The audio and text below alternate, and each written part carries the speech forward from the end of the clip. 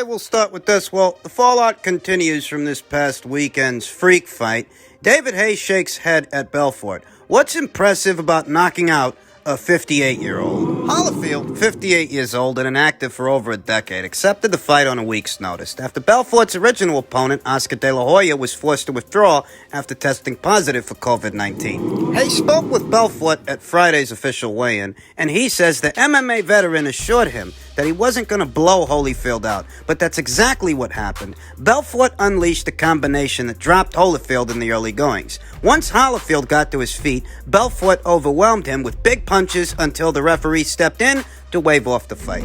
It was horrible to see my hero getting starched in one round. I really didn't like seeing that at all, but that's boxing. I thought the fight was an exhibition. I thought it was going to be an exhibition of boxing. It was no real exhibition there, Haye told IFL TV. I talked to Victor at the weigh-in and said, you're not going to go in there and smoke him? Because obviously he's 44 and still in good shape. He's young and fresh fighting a 58-year-old. He said, yeah, legends respect legends. I thought he was going to move him around. We might see a points decision. He went out there and just blasted him out. I was like, what are you doing? He's 58. And he was celebrating like he's done something impressive. What's impressive about knocking out a 58-year-old? No matter how impressive Holyfield looked on the scales, different people have different values of respect.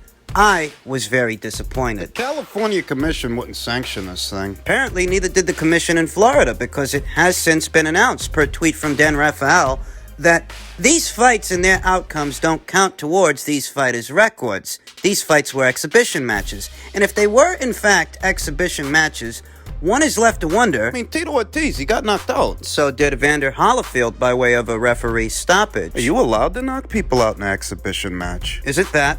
Going against the rules? And if the people over there at Triller, the aforementioned parties, if they broke the rules, is any action going to be taken by the Florida Commission? Or is no action going to be taken because all of this is smoke and mirrors and everything we saw was scripted? There's a lot of ways this cookie could crumble. There's a lot of ways you can break this down. If it was all scripted, then Triller and this event's orchestrators wouldn't be under any threat of penalty because it wouldn't qualify as an actual contest that needs a sanction, needs approval from a commission. It would qualify as sports entertainment. WWE stuff, AEW stuff. Sports entertainment. Listen, I wouldn't rule anything out because the people over there at Triller, they weren't exactly being honest about what kind of event this was. Up until this point, it was thought that these were actual fights, actual contests, yet, according to this tweet from Dan Raphael, all of these bouts were exhibition matches. They weren't billed as exhibition matches. But apparently that's what they were, and apparently none of these outcomes count towards these fighters' records. So if they're not official fights, you know, what else did Triller lie about? I mean, did we just watch these guys take dives? Tito Ortiz, Evander Holyfield. Were they in on the gag, or was there no gag? And if there was no gag, these two guys, they went in there and they get smoked in the state of Florida. What's the state of Florida going to do about it? Because these were supposed to be exhibition matches. These were not sanctioned fights, sanctioned contests. There's definitely something there that needs to be addressed. Post-fight, Victor Belfort decides he's going to call out Jake Paul. $30 million when it takes off. As if Triller has $30 million to blow. I really don't think so. And we know that Jake Paul is currently still under contract with the people over there at Showtime. They're talking about putting him in there with Tommy Fury. It's looking like that's supposed to be his next fight. Maybe he could fight David Haye. A la Bloodsport. You know, Frank Dukes, Ray Jackson, Chong Lee.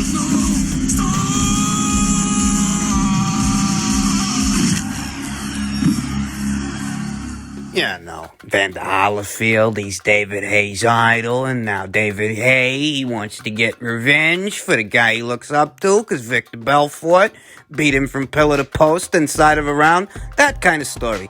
That kind of narrative. I wouldn't put it past them. Because according to Dan Raphael, they already lied once. This was supposed to be an exhibition match. I think somebody should have told Victor Belfort, because it looked a lot to me like he smelt blood, and he went in for the kill. That's not in keeping with the decorum of an exhibition match. And it's either Victor Belfort broke the rules or both him and Evander Holyfield were in on the gag, and all of this is scripted. Look, your guess is as good as mine. Tito Ortiz has since regained consciousness. In one of the more violent exhibition matches I've ever seen. I didn't know you were allowed to knock a guy smooth out in an exhibition match. As far as I knew, that's against the rules, which begs the question, what were people really watching on Saturday night? In any event, Tito has since regained consciousness, and he's decided to call out Logan Paul, the older brother of Jake Paul. Logan, to my knowledge, he's not under contract with Showtime. And what Tito wants to do is have some kind of circus fight with him. Was this all staged? In order to get Logan Paul to come on board and, do a little waltz with Tito Ortiz. I mean, there are serious questions in association with the legitimacy of this event if the Florida Commission didn't actually sanction it. So what are we looking at here? A bunch of guys that broke the rules? But did they take a page out of WWE's manuscript? And never mind the pay-per-view buys for this thing. Who knows what this thing actually did out there in the open market, where everybody's struggling to sell everything from Gervonta Davis and his lighter touches to Jake Paul and Tyrone Woodley's circus fight. Nobody's bringing in earth-shattering numbers anymore. As boxing moves further and further away from mainstream and becomes a fringe sport, things just keep getting stranger and stranger. And on the face of this, I don't even know what the fuck we're dealing with. I'm sure most of you are aware by now that post-fight, David Haye decided to call out none other than his countryman, Tyson Fury. He said, "I know how to beat Tyson Fury, I really do. I'm being deadly serious. I understand why he's so effective, and no one else can see it. I'm good enough to still do it. I would have done it back in 2013, and he knows it." And, in 2013, David Haye was supposed to fight Tyson Fury. He pulled out of the fight not once but twice. The first time, it was supposed to be due to some cut that he suffered in sparring, and the second time, it was due to some kind of shoulder injury. As you can imagine, a lot of people didn't buy this. A lot of people felt like David Haye, he just didn't want no parts of Tyson Fury. Mixed feelings when it comes to those pullouts, because we know that David Haye, after a while, physically, he was falling apart. The state of him in the Tony Bellew fight. He lost both of those. But ahead of those fights, he was a big favorite to win with the bookies. That's not how it played out. He suffered a ruptured Achilles tendon in the first fight. TKO'd in the 11th of that fight. Won 11 rounds in the first one, only lasted 5 rounds in the second one. That's right, he got beat even faster in the rematch. That was way back when, in 2018, 3 going on 4 years ago. I don't know what David Haye is doing here. I don't know if he's being serious. I don't know if maybe, since having not fought since 2018, perhaps those nagging injuries that he had, they have since healed up, and he's got one more big fight left in him. I don't know. I don't know why he'd want to have one more big fight. I can only deduce that maybe David is strapped for cash. I mean, what the hell was he doing on that Triller card to begin with? Well, he was trying to teach his old buddy a lesson. Well, yeah, that's the cover story, but if he wanted to teach his old buddy a lesson, he could have did that in a more private setting. Private sparring session with his old buddy. They decided to move forward with this thing and let Triller pay for it. Why? Why is he now calling out Tyson Fury at 40 years old? And where is Tyson Fury supposed to fit David Haye in his very busy schedule? Tyson Fury's got a hit list comprised of 4 names, 4 fighters: Deontay Wilder, Dillian Whyte, Anthony Joshua, and perhaps Derek Chisora. Why he'd fight Derek Chisora for a 3rd time is beyond me, since he already beat him 2 times, but that's out of Tyson Fury's own mouth. Then again, you can't believe everything that comes out of Tyson Fury's own mouth. Should we believe that David Haye's call out of Tyson Fury is going to lead to a fight?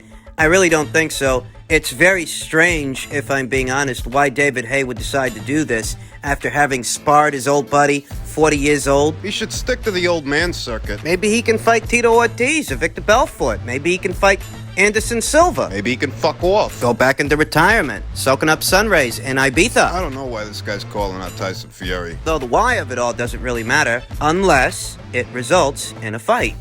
Just in keeping with the theme of things involving Tyson Fury himself has said he had a spat with Anthony Joshua over the phone. He phoned me up one day in a mood to say he was going to do this and do that to me. It didn't fare too well for him. Let's just say that I told him the truth. The truth always hurts. And you're noticing how As that Deontay Wilder trilogy's fight date approaches, we're hearing more and more from Tyson Fury, and it's not necessarily in reference to Deontay Wilder, but everyone else. He's on Twitter arguing with Dillian Vite. He's telling you about phone conversations he had with Anthony Joshua, and it's what I always told you. They need these guys to sell that trilogy because as far as the trilogy, people just ain't that interested in it. You could argue that Tyson Fury is only fielding questions that are being asked to him, but why are those questions being asked to him? Why is everyone asking him about the Eddie Hearns and the Anthony Joshuas of the world and what he plans on doing beyond the Wilder trilogy? Why is it that the focus isn't on the trilogy itself? And it's simple. It's because nobody wants to see it. Not really. There's probably a small contingent that still has some interest in how this saga ends, but a lot of people out there, they feel jilted by Deontay Wilder. They feel jilted by Tyson Fury. Their entire saga has left a bad taste in a lot of people's mouths because a lot of people, they feel like they've been taken for a ride. They're not exactly sure what happened with that arbitration. So many assurances and reassurances that Tyson Fury was free to move on, and in the 13th hour, everything fell apart. Kind of like how in the 13th hour, Tyson Fury decided to abscond and not give Vladimir Klitschko his rematch. There's a lot of instability associated with Tyson Fury, and people are just about sick of it. Whatever it is. It's boring. And, I don't know how they're going to sell this thing, because at the kickoff press conference, Deontay Wilder, he wouldn't engage the media. He wouldn't address them. He wouldn't field any questions from them.